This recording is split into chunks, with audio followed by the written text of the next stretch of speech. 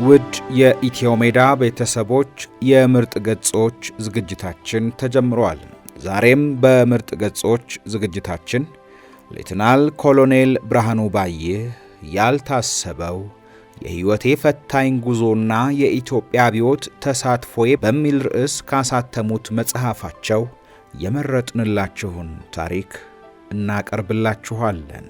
ውድ ቤተሰቦቻችን ቻናላችንን ሰብስክራይብ፣ ላይክ፣ ሼር እንድታደርጉ ሐሳብና አስተያየቶቻችሁንም እንድታጋሩን በአክብሮት እንጠይቃለን።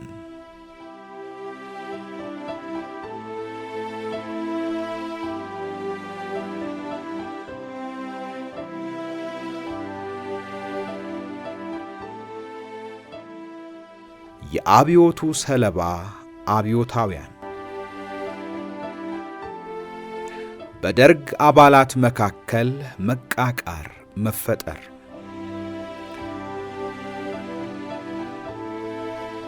የአባላቱ ቅራኔዎች መንስኤ። የደርግ አባላት በሚቃቃሩበት ወቅት የአገሪቱም ጠቅላላ የጸጥታ ሁኔታ ከዕለት ወደ ዕለት እየተባባሰ ነበረ። በዚያው መጠን በደርግ ውስጥም መቃቃርና መለያየት እየበዛ ሄዷል። ለዚህ ዋናው ምክንያት ሻለቃ መንግስቱ ምናልባት ጊዜ እያጣ ይሆናል ወይም ደግሞ አውቆ ይሆናል እንደ ቀድሞ ደርግን በማማከርና በማሳመን መስራት እየተወ በራሱ ውሳኔ ብቻ መስራት ማብዛቱ ነበረ። ሌላው ምክንያት ደግሞ በየክፍለ ሀገሩ በተለይም በምዕራብና በደቡብ ክፍለ ሀገሮች አማሮችና ክርስቲያኖች ነፍጠኛ እየተባሉ በዘማቾችና በሕዝብ ድርጅት ጉዳይ ጽሕፈት ቤት ኃላፊዎች መሳሪያቸውን እየተገፈፉ በኦሮሞዎችና በእስላሞች ይገደሉ ነበረ። ይህን ሁኔታ ለመቆጣጠርና ለማስቆም ምንም እርምጃ አለመወሰዱ ብዙዎችን ስላስቆጣ ነበረ። ስለሆነም ሻለቃ አጥናፉና አንዳንድ አባሎች ሁኔታውን እያነሱ ምርር ብለው ቢናገሩም ሻለቃ መንግስቱ ዝም ብሎ በማየቱ ብዙዎቹ ተቀይመውት ነበረ። እንዲያውም ከሕዝብ ድርጅት ጉዳይ ጊዜያዊ ጽሕፈት ቤት ጋር ተሻርኮ ደርግን ሊበትን ነው መኢሶን ሆኗል እየተባለ ይታማ ነበረ። አንድ ቀን በደርግ ስብሰባ ላይ የሕዝብ ድርጅት ጉዳይ ጊዜያዊ ጽሕፈት ቤት አባሎችና ዘማቾች ሕዝቡን እያስጨረሱ ነው የሚል ቅሬታ ተገልጾ በዚያ ላይ ውይይት ሲደረግ መንግስቱ ዘማቾችንና ጽሕፈት ቤቱን በመደገፍ ሊከላከላቸው ሲጀምር አንድ የደርግ አባል ተነስቶ እንዴት ነው ይሄ ሁሉ እየተደረገ እርሶ የፖለቲካ ጽሕፈት ቤቱን የሚደግፉት? ከሰዎቹም ጋር ብዙ ይግባባሉ፣ እኛ ግን አናውቃቸውም። መቋቋማቸውን ከማጽደቅ በቀር ነጭ ይሁኑ ጥቁር አናውቅም፣ ምን እንደሚሰሩም አናውቅም። ደርግን ሊበትኑ ነው እየተባለም ይወራል በማለት የፈለገውን በግልጽ ሳይናገር ነገር ግን ለማንም በሚገባው መልክ ሸፈንፈን አድርጎ ተናግሮ ተቀመጠ። መንግስቱም ነገሩ ስለገባቸው ከሞላ ጎደል የሚከተለውን መልስ ሰጡ። ለማለት የፈለግከው ገብቶኛል። ከጀርባዬ የሚነገረውን ሐሜት ነው አድበስብሰ የተናገርከው። እባካችሁ ወንድሞቼ እንተማመን። ይሄን የመሰለው ሐሜትና ጥርጣሬ የትም አያደርሰንም፣ ያዳክመናል። እንዴ ገና እኮ ብዙ ጉዞ አለብን። ይህ አይገባችሁም እንዴ? ተማምለን የተነሳንበትን ዓላማ ረሳችሁት እንዴ? ገና ትንሽ ሳንራመድ ለመሆኑ ያለንበትንስ ሁኔታ ትገነዘባላችሁ? እኔ እኮ ሁል ጊዜ ጠዋት ጠዋት የሀገሪቱን የጸጥታ ሁኔታ ሪፖርት የማደርግላችሁ ግንዛቤ እንዲኖራችሁ ሁኔታውን አውቃችሁ ተግታችሁ እንድትሰሩ ለማድረግ እንጂ የመለፍለፍ ሱስ ኖሮብኝ አይደለም፣ ወይም ሳይደክመኝና ሳይሰለቸኝ ቀርቶ አይደለም። እንደ ብረት የጠነከረ አንድነት ያስፈልገናል። በአሁኑ ጊዜ ያንን ለመፍጠር ነው የኔ ጥረትና ድካም። ስለዚህ ባካችሁ በሆነ ባልሆነው በሚረባውም በማይረባው ማንነት አረግ እንተማመን።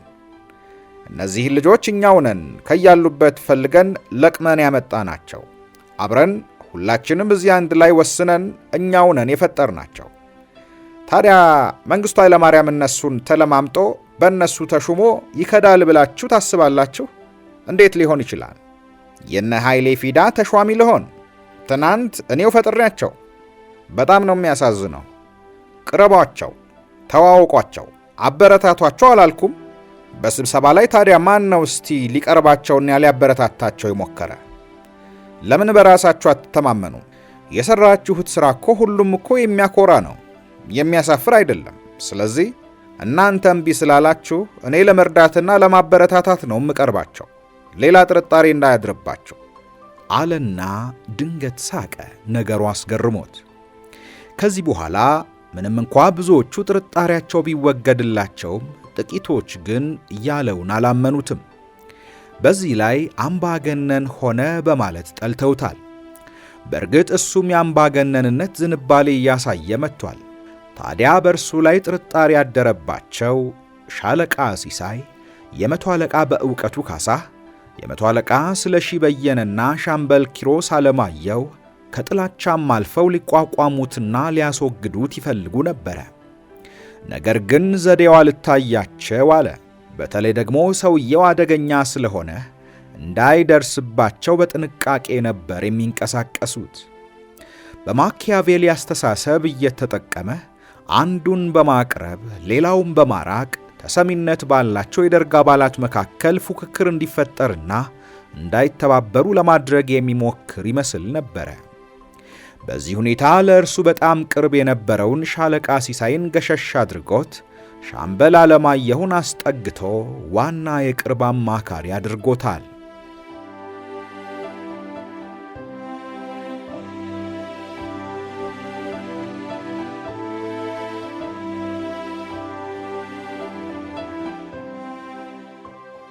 በደርግ አባላት ይሰነዘርብኝ የነበረ የአመፅ ቅስቀሳ። አንድ ቀን ወደ ማታ ከሲሳይ ጋር ከሥራ ስንመለስ በመኪና ተከታትለን ብሔራዊ ቤተ መንግሥት አጠገብ የሚገኘው በጋራ የምንኖርበት አፓርታማ ሕንፃ ደረስን። ከመኪና እንደወረድን ሲሳይ ሻለቃ ብርሃኑ አለኝ። አቤት አልኩና ወደ እሱ ዞሬ ቆምኩኝ። እስኪ አንድ ነገር ላማክርህ አለኝ። እሺ ስለው እኔ ሁኔታችን ደስ አላለኝም፣ አንተ እንዴት ነው የምታየው ብሎ ጠየቀኝ። የምን ሁኔታ ብዬ ጠየቅኩት። እንዲያው ጠቅላላ የሀገሪቱ ሁኔታና የእኛን አመራር፣ የመሬቱን አዋጅም ቢሆን ሕዝቡ አልተቀበለውም አለ። እንዴ ምን ማለትህ ነው? እዚህ ላይ ተሳስተሃል። ደግሞ እንደዚህ አዋጅ ሕዝብ የተቀበለው ነገር አለ እንዴ? ከንጉሡ መውረድ የበለጠ ተቀባይነት ያገኘው የመሬቱ አዋጅ ነው አልኩት በጣም በመገረም። የለም አዋጁን አልተቀበለውም ስልህ አፈጻጸሙን ማለቴ ነው። የገበሬ ማኅበር የተባለው ብዙ ችግር እየፈጠረ ነው። አድሎ ያደርጋሉ፣ ጉቦ ለምደዋል። በዚህ ምክንያት መሬት ጦም ያድራል፣ ግብር አልተሰበሰበም አለኝ። ይሄ ጊዜያዊ ችግር ነው፣ ቀስ በቀስ ይስተካከላል ስለው የለም የኔ አባት እኮ ገበሬ ነው፣ አሪሲኒ ያለው በቅርቡ መጥቶ ነበር። ሲነግረኝ ገበሬው በጣም እየታመሰ ነው፣ አንድ ነገር ካላደረግን ብዙ ችግር ይደርሳል አለኝ። ምን ማድረግ ይቻላል? አዋጁን መቼም መለወጥ ወይም መሻር አይቻልም። የአብዮቱ ዋና መሠረት እሱ ነው አልኩት። አይ እኔም ብሆን ይሄንን እናድርግ የሚል የተዘጋጀ መልስ የለኝም። ግን ሁኔታው ደህና እየመሰለን ዝም ብለን ሆይ ሆይ ስንል ድንገት ከእጃችን እንዳያመልጥ እናስብበት ለማለት ነው። እስቲ ገጠር ያሉ ዘመዶቻችንን እንጠያይቅ፣ ከዚያ በስብሰባ ላይ አንስተን እንነጋገርበታለን አለ። እሺ እከታተላለሁ አልኩት። ነገር ግን ከልቤ አልነበረም። ምክንያቱም የመሬት አዋጁ ሕዝቡን ከመጠን በላይ እንዳስደስተው የታወቀ ነበረ። ይሄን ደግሞ ራሴም ክፍለ ሀገር በሄድኩበት ጊዜ አይቼ አረጋግጫለሁ። እንኳንስ በምስራቅ በምዕራብና በደቡብ ጭሰኛ በብዛት ባልነበረበት በሰሜን ክፍለ ሀገራትም በጣም ጥሩ ተቀባይነት አግኝቶ ሕዝቡ ከመንግሥት ጎን እንዲሰለፍ ያደረገ አዋጅ ነው። ስለዚህ ሲሳይን በአድሃሪነት ጠረጠርኩት። ከዚህ በፊት ሌሎች አድሃሪ ነው፣ በሶሻሊዝም አያምንም እያሉ ሲያሙት አልቀበላቸውም ነበረ። አሁን ግን የሚባለውን ወደ ማመን አዘነበልኩኝ። ለእኔ በመሬት አዋጁ የሚመጣብኝ በዓይን የመጣ ማለት ነው። ስለ ሻለቃ መንግሥቱ ምን ታስባለህ ብሎ ጠየቀኝ። ቀጥሎ እንዴት አልኩት። ምንም ያየህበት ለውጥ የለም፣ አምባገነን እየሆነ ነው እኮ። አንድ ነገር ማድረግ የለብንም አለኝ። ምን ማድረግ ይቻላል ብዬ ጠየቅኩት። እኔ እንጃ፣ በየዕለቱ የበለጠ አምባገነን እየሆነ መሄዱ አሳስቦኛል። አንተ ግን ያሳሰበ አትመስልም አለኝ። እውነት ነው፣ አንዳንድ ነገሮችን ብቻውን መወሰን አምጥቷል፣ ግን እስከዚህ አላሳሰበኝም ነበረ። ለምን ለብቻ ሄደን አናነጋግረውም አልኩት። ምን ብለን? ዲክታተር ሆንክ ብለን? አይ ለካ የዋነህና፣ እስቲ ብቻ አስብበት፣ በል ደህና አደር ብሎይ ነገሩን በእንጥልጥል ትቶት ወደ ቤቱ ሮጠ። እኔን በዚህ አይነት ለብቻ እየቀረቡ ለአንድ አይነት አድማ ሊያነሳሱኝ የሚሞክሩ ሌሎችም የደርግ አባላት ነበሩ። አንድ ቀን ሻለቃ ኪሮስ ከእድገት በህብረት ዘመቻ መምሪያ ስራዬ ብሎ ወደ ቢሮዬ በመምጣት ይሄ ሻለቃ መንግስቱ አምባገነን እየሆነ ነው፣ ዝም ብለህ ታየዋለህ እንዴ አለኝ። ታዲያ እኔ ምን ላድርግ አልኩት። አንድ ነገር መደረግ አለበት አለ። ታዲያ እኔ ነኝ እንዲህ አንድ ነገር የማደርገው? ለምን ሐሳቡን በስብሰባ ላይ አታቀርብምና እንነጋገርበትም አልኩት። እንደዚያማ አይሆንማ አለ። ታዲያ እንዴት ነው የሚሆነው ብዬ ጠየቅኩት። አንተ ነበርካ ዘዴውን መፈለግ ያለብህ አለኝ። እኔማ ዘዴውን ነገርኩ። የመረጠው ደርግ ነው፣ ሊያወርደው ወይም ሊያርመው የሚችለው ደርግ ነው። እኔ ምን ላደርግ እችላለሁ ስለው፣ አይ እንግዲህ ነገሩ በዚህ ይቀጥል፣ አገር ይጥፋ ካልክ እንዳልክ አለኝና ወጥቶ ሄደ። ተስፋዬ ገብረ ኪዳንም ከብዙ ጊዜ በኋላ ለኢሰፓ እኮ ይሁን ከኢሰፓ ምስረታ በኋላ ወደ ሥራ አስፈጻሚ ይሁን ወደ ኢሰፓ ፖሊት ቢሮ ስብሰባ ልንገባ ስንል እንደዚሁ ስለ መንግሥቱ አምባገነንነት አንስቶ አምባገነን ያደረግነው ራሳችንን እንደሆንን ጠቅሶ አንድ ነገር ማድረግ አለብን ብሎ ነግሮኝ ነበረ። እኔ ግን የሚያበረታታ መልስ አልሰጠሁትም። መልሱን አላስታውሰውም።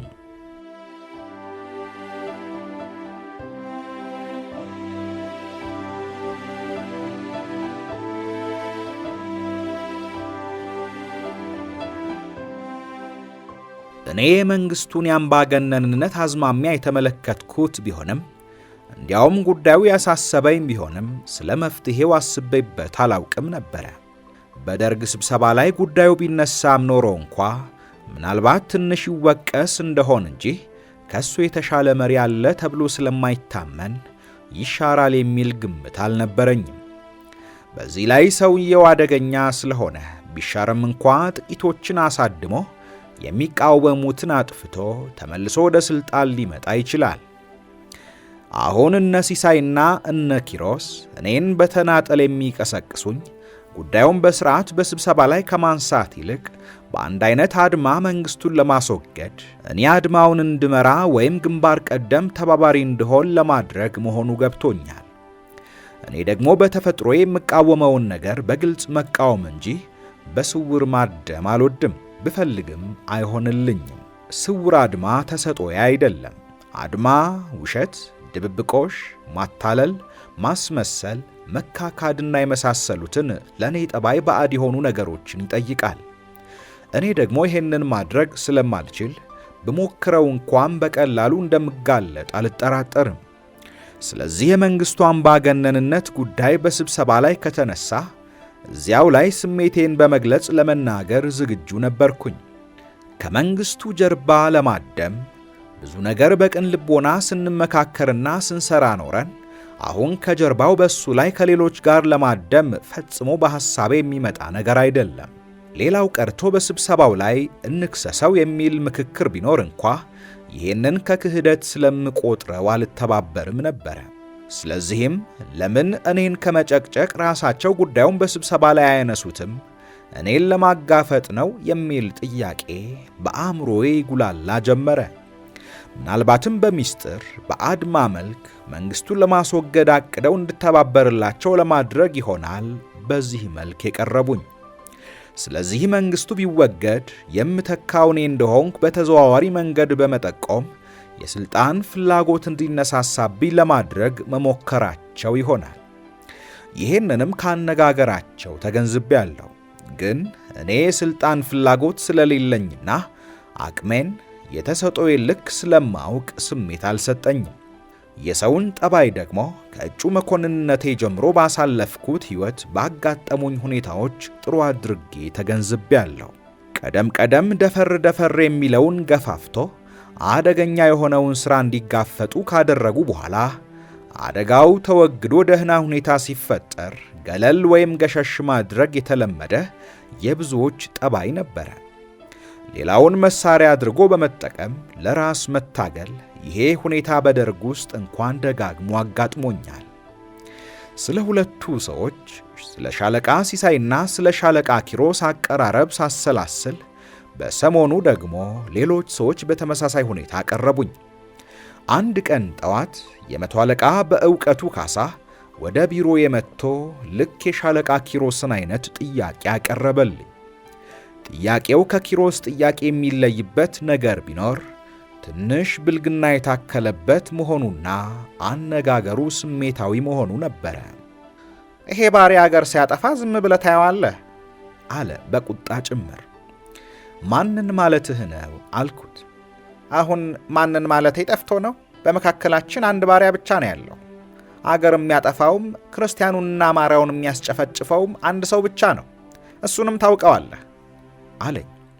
እኔ በመካከላችን ባሪያ መኖሩን አላውቅም፣ ምክንያቱም ባርነት ከኢትዮጵያ ከጠፋ ብዙ ዘመናት አልፈዋል አልኩት። እኔም ቆጣ ብዬ ለጊዜውን ተወውና ይልቅስ ጥያቄን መልስልኝ። ይሄ ሰውዬ አንደኛ ምክትል ሊቀመንበር ተብየው አምባገነን ዲክታተር ሆኖ ደርግ ካለው ደርግ ከወሰነው ውጪ መስራቱን ታውቅ የለም አለኝ። አሁን ረጋና ለስለስ ብሎ አውቃለሁ አልኩት። ታዲያ እንዴት ነው ዝም ብለህ የምታየው አለ። እኔ ምንድን ነኝ? አለቃው ነኝ። እኔ እኮ እንዳንተው ተራ የደርግ አባል ነኝ አልኩት። አይደለህም፣ አንተ የኮሚቴ ሊቀመንበር ነህ። በዚህ ላይ ሁሉ ያምናል፣ አንተ ያልከውን ሁሉ ይሰማል አለኝ። እና ምን እንዳደርግ ነው የምትፈልገው? የኮሚቴ ሊቀመንበርም ብሆን እኮ ያውም የሁለት ሰው ኮሚቴ፣ እኔን ጨምሮ በደርግ ውስጥ ያለኝ ድምፅ አንድ ብቻ ነው እንዳንተና እንደሌላውም። ስለዚህ እኔን ለምን አንድ ነገር አታደርግም ከማለት ለምን እናንተ አንድ ነገር አታደርጉም አልኩት። አይ ሲነግሩ ካልሰማህ ምን ማድረግ ይቻላል? ተወው፣ አገሪቱ እንደሆነች የጋራችን ናት። እኔም እንደሌላው ዝም ብያ ያለው ብሎኝ ወጥቶ ሄደ። በማግስቱ ደግሞ የእርሱ የቅርብ ጓደኛ የመቶ አለቃ ስለሺ በየነ ድንገት ወደ ቢሮዬ መጣ።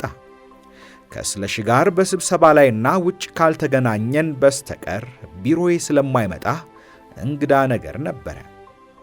ስለሺ የመከላከያ ኮሚቴ አባል በመሆኑ በሥራ በኩልም የሚያገናኘን ነገር የለም።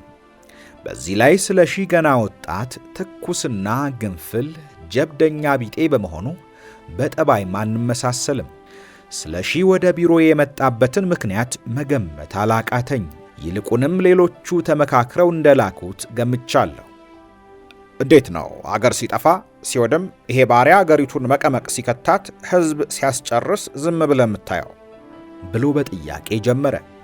እኮ ምን አድርግ ነው የምትለኝ? አገር የሚያስጠፋውስ ማን ነው አልኩት። አሁን ይሄ ጠፍቶ ነው የምትጠይቀኝ? ሻለቃ መንግስቱ አገሩን ሲጫወትባት እያየህ ዝም ትላለህ አለ። ምን ላድርግ ብዬ ጠየቅኩት። ምራን ነው እምልህ አለኝ። ምን ማለትህ ነው?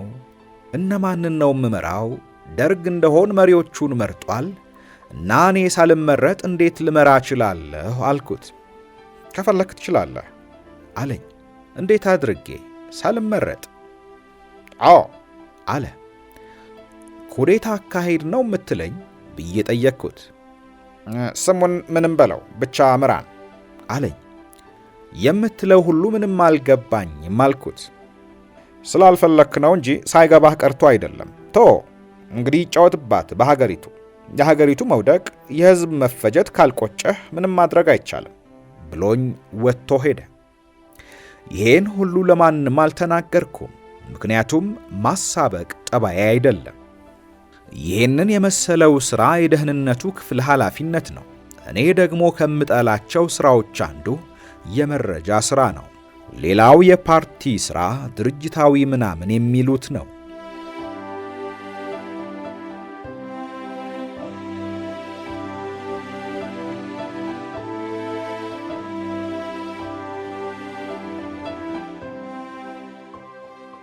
በሰሞኑ ሰኔ 30 1968 ዓመተ ምህረት በትንሹ የስብሰባ አዳራሽ የደርግ ጠቅላላ ስብሰባ ተጠርቶ አስደንጋጭ የሆነ ሪፖርት ቀረበ። በየአካባቢው ስላሉት የጸጥታ ችግሮችና ስለተወሰዱ እርምጃዎች ሲገለጽ አስመራ አየር ኃይልና አየር ወለድ ደርግን እንደሰቀልን እናወርደዋለን እያሉ አድማ ሲያውጠነጥኑ ተደረሰባቸው። ለጊዜው አየር ወለድ በዘመቻ እንዲሰማራ በመደረጉ ሁኔታው መቆሙ ተነገረ። ደብረ ዘይትም እንዲሁ የአየር ወለድ ባለሌላ ማዕረጎች የማይረቡ የጥቅም ጥያቄዎችን በማንሳት ሥራ ማዳከም እንደጀመሩ፣ በዚህ ምክንያት ሊቀመንበሩ ለእጩ መኮንኖች ምረቃ ወደ ሐረር እንዲወስድ አውሮፕላን እንዲዘጋጅ ታዞ ሳይፈጸም ቀረ። እንዲሁም በአይሻ ደወሌ በሚደረገው ወታደራዊ ልምምድና በኤርትራ ዘመቻ የአየር ኃይሉ ተሳትፎ የተሟላ እንዳልነበረ ተገለጸ። በመጨረሻም ሻለቃ መንግስቱ የአየር ኃይል ባልደረቦችን ለማነጋገር ደብረ ዘይት ሄዶ መኮንኖቹ በተወሰነው ሰዓት በስፍራው ሲገኙ፣ ባለሌላ ማዕረጎች ግን ከመኮንኖቹ ጋር አንሆንም በማለትና ሻለቃ መንግስቱም አልጠራንም ብለው አንገኝም በማለት አስቸግረው ነበረ።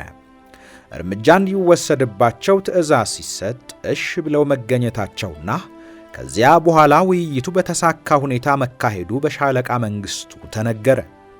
ሁኔታው በቴሌቪዥን ሲታይ እውነትም የተሰበሰቡት የአየር ኃይል ባልደረቦች የሻለቃ መንግስቱን ንግግር በደማቅ ጭብጨባ እያጀቡ ሲያዳምጡ ነበረ። አንዳንዶችም ደርግን በመደገፍ ጥቂት የተሳሳቱ ሰዎች ካልሆኑ በስተቀር አየር ኃይሉ አድማ ያላደረገ መሆኑን በስሜት ሲገልጹ ይታይና ይሰማ ነበረ። ይሁን እንጂ ብርሌ ከነቃ አይሆንም ዕቃ እንደሚባለው የአየር ኃይልና በአየር ወለድ የተጀመረው አድማ ለጊዜው ተዳፈነ እንጂ አልጠፋም፣ ሊጠፋም አይችልም ነበረ።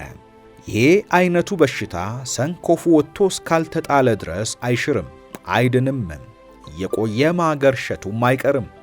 ስለሆነም ሁኔታው በየአካባቢው በወንበዴዎች ከሚደርሰው ጉዳት ጋር ተዳምሮ በጣም አሳሳቢ ነበረ። ሐምሌ 1 ቀን 1968 ዓመተ ምህረት ማታ የመቶ አለቃ በእውቀቱ እኔ ቤት መጣ። ቁጭ በል ስንለውም አልቀመጥም አለ። ትንሽ ለወጥ ብሏል፣ ቅር ያለውም ይመስላል። ሐሳቡ ከእርሱ ጋር አልነበረም። የሚናገረው የተያያዘ አይደለም። ባለቤቴና እኔ እንዲቀመጥና አንድ ነገር እንዲጋበዝ ብንጠይቀው እሻላለም። በኋላም ባለቤቴ አልጋነሽ ምናልባት ለእኔ ብቻ ሊነግረኝ የፈለገው ምስጢር ይኖራል ብላ በማሰብ ሁለታችንን ብቻችንን ትታ ወደ ሌላ ክፍል ሄደች። በእውቀቱ በርግጥም አንድ ነገር ሊነግረኝ እንደፈለገ ከሁኔታው ይታወቅ ነበረ። ግን ካወጣና ካወረደ በኋላ ላለመናገር የወሰነ ይመስላል። ሻለቃ ሲሳይ ቤት እደርሳለሁ ብሎ ሄደ።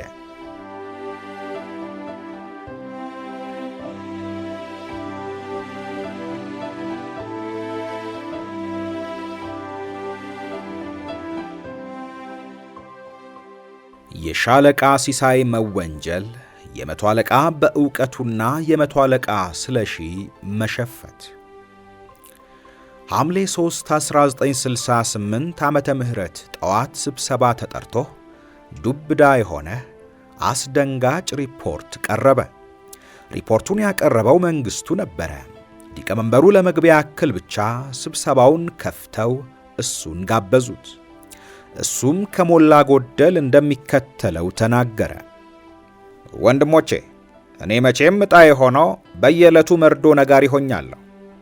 ያሁኑ ደግሞ ከወትሮ የተለየ ነው። በጣም አሳፋሪም አሳሳቢም የሆነ አደጋ ደርሷል። እዚሁ እኛው ውስጥ ከኛው መካከል እኛን ለማጥፋት አድማ ሲውጠነጠን ተደርሶበታል። የመቶ አለቃ በእውቀቱና የመቶ አለቃ ስለሺ ጠፍተዋል። የት እንደገቡ አይታወቅም። ተሰውረዋል። በአየር ኃይል አካባቢ ነገሩን የሚያባብሱት እነርሱ ነበሩ። አይረቡም፣ ጨቅላዎች ናቸው። የሕፃን ሥራ ነው የሠሩት። ሌሎቹም የደርግ አባሎችና አምነን የሾምናቸው ባለሥልጣኖችም ካውንተር ኩ ሲያዘጋጁ ተይዘዋል። ሲሳይ ሀብቴ ከድቶናል አለ። ፈጽሞ ያልጠበቅኩት ነገር ነበረ። ሌሎቹ ሁለቱ የጠፉት እንኳን ችኩልና ጀብደኛ ወጣት ጎረምሶች ስለሆኑና ቤተሰብም ስለሌላቸው ይህንን ማድረጋቸው እስከዚህም የማይጠበቅ አልነበረም። ሻለቃ ሲሳይ ግን በጣም የበሰለና የረጋ አዋቂ ነው። በሁሉም ዘንድ የሚከበርና ሚስትና ልጆች ያሉት ሰው ነበረ። ማንም ይሄን በመሰለ አድማ ውስጥ ይገባል ብሎ አይጠብቀውም ነበረ። ሰዎቹ እየተፈራረቁ ሊያነሳሱኝ መሞከራቸውን አስታውሼ ከምን አይነት አደጋ እንደዳንኩኝ ተገነዘብኩኝ። በአንድ በኩል ግን ምናልባት የደህንነት ሰዎች በቢሮዬ ውስጥ የድምፅ መቅጃ ነገር ቀብረው ከእነርሱ ጋር የተነጋገርኩትን ቀድተውት ይሆናል፣ ወይም ከተያዙት ውስጥ እንዳነጋገሩኝ የገለጹ እንደሆነ ምንም እንኳ ሐሳባቸውን ባልቀበላቸውም ለምን አላሳወቅህም የሚል ክስ ይቀርብብኝ ይሆናል ብዬ አሰብኩኝ። በተለይም 3ቱ ሊቃነ መናብርት ወደ ስብሰባው የገቡት እሳት ለብሰው እሳት ጎርሰው እንደ አንበሳ ሆነው ነበረ። ስብሰባው የተደረገው በጠባቡ አዳራሽ በመሆኑ አባላቱን በቅርብ እየገላመጡ ስለነበረ በእርግጥም ሰግቼ ነበረ። ሊቀ መናብርቱ አባላቱን እንዲህ በማስፈራራት መልክ የሚገላምጡት በመደንገጣቸውና በመናደዳቸው እንደሆነ አይታወቅም። ከሁኔታቸው ግን ከደርግ አባሎች ውስጥ በብዛት በአድማ ውስጥ አሉበት ብለው እንደጠረጠሩ ወይም በሻለቃ ሲሳይ ላይ የቀረበውን ውንጀላ እንደማይቀበሉትና እንደሚከራከሩ የገመቱ ይመስላሉ። እርግጥም በዚህ ጊዜ እኔ ሲሳይን መወንጀል የወሰድኩት የተማሩትን የደርግ አባላት ለማጥፋት ዘመቻ እንደተጀመረ ነበረ።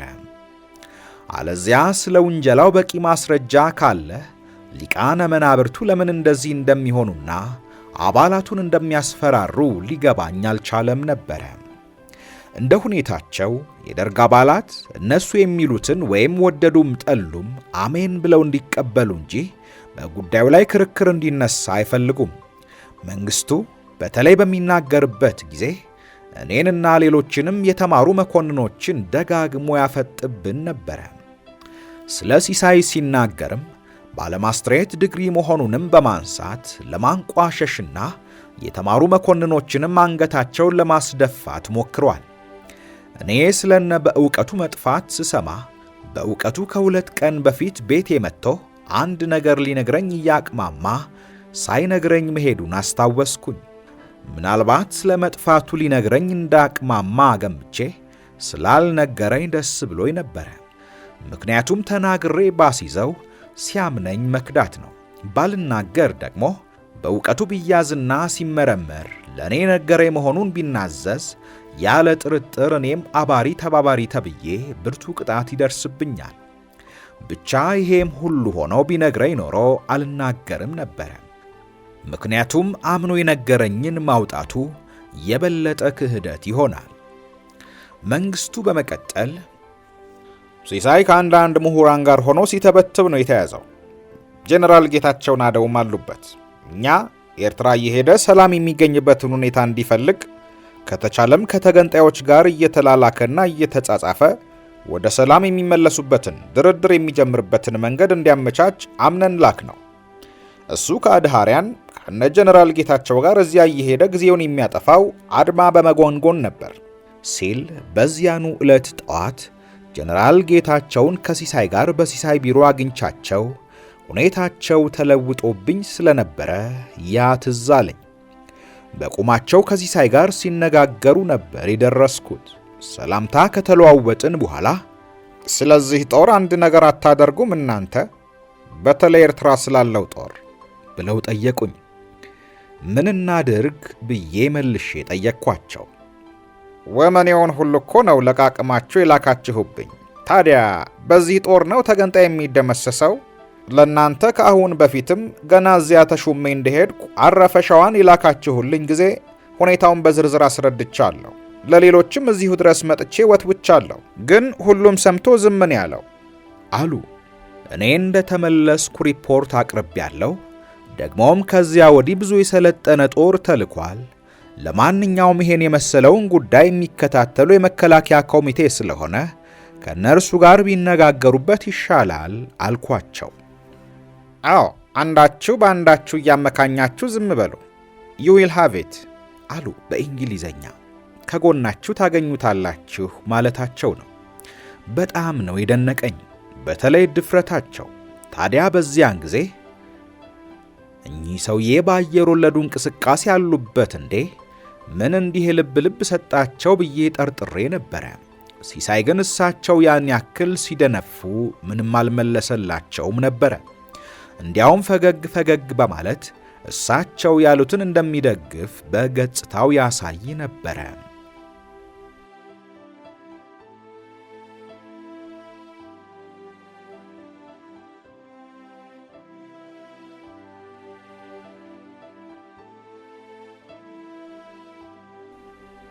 የጀነራል ጌታቸው ናደው መገደል።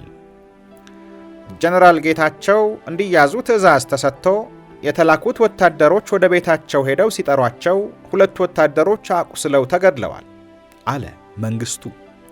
ነገሮች በጣም በፍጥነት እየተንቀሳቀሱ ነው። አሁንም ስለ ጀነራል ጌታቸው የቀረበውን ሪፖርት አላመንኩም። ምክንያቱም ጠዋት እዚያው በደርግ ጽሕፈት ቤት አካባቢ ነበሩ። ይሄም በመሰለው አድማ ውስጥ ከነበሩበት ለምን ያን ጊዜ አልተያዙም የሚል ጥያቄ በሐሳብ የመጣብኝ። እንዲሁ በጥርጣሬ ባልተጣራ ጉዳይ ገድለዋቸው ነው የሚል ሐሳብ አደረብኝ።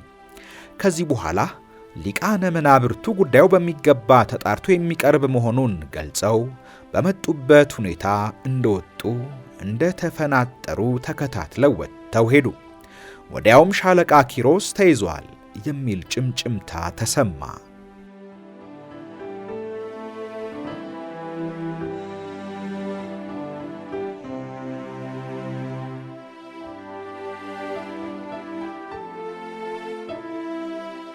ውድ የኢትዮ ሜዳ ቤተሰቦች በምርጥ ገጾች ዝግጅታችን ከያልታሰበው መጽሐፍ የመረጥንላችሁ ታሪክ አላበቃም። ቀጣዩን በተከታይ ፕሮግራማችን ይዘን እንቀርባለን። ውድ ቤተሰቦቻችን ቻናላችንን ሰብስክራይብ፣ ላይክ፣ ሼር እንድታደርጉ ሐሳብና አስተያየቶቻችሁንም እንድታጋሩን በአክብሮት እንጠይቃለን።